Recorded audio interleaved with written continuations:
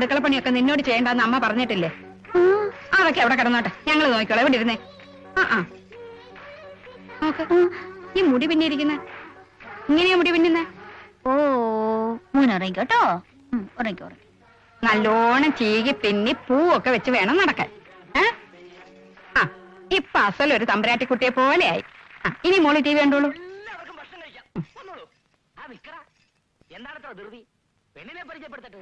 അല്ല, അതെല്ലാവർക്കും അറിയാലോ. എന്നാലും പെണ്ണിനെ കൂടെ ഈശ്വരാ, കുഞ്ഞിനെ എന്തു കൊടുക്കും? മുഴുവൻ തിളച്ചു പോയല്ലോ.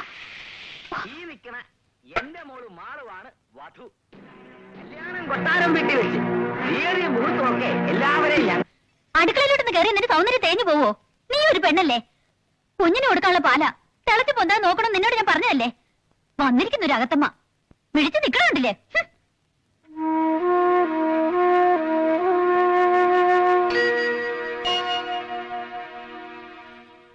ഈ പിള്ളേരുടെ ഓരോ കാര്യങ്ങളെ.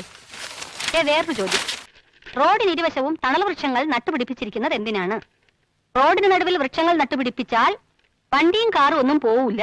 എന്റെ അമ്മച്ചി സാക്ഷരയുടെ ഓരോ പോക്കേ. ഇന്ന് മുടിയൊന്ന് പിന്നെ തരാവോ? മോളെ, ചിറ്റയുടെ കൈ ഒഴിവില്ലല്ലോ. മായച്ചിട്ട് വെറുതെ ഇരിക്കല്ലേ, ചെല്ലി കെട്ടിത്തരും. അങ്ങോട്ട് ചെല്ലേണ്ട താമസം. ഇപ്പൊ കെട്ടിക്കൊടുക്കും. അതെന്താ മീനാക്ഷി? കേക്കണോ ചേച്ചിക്ക്?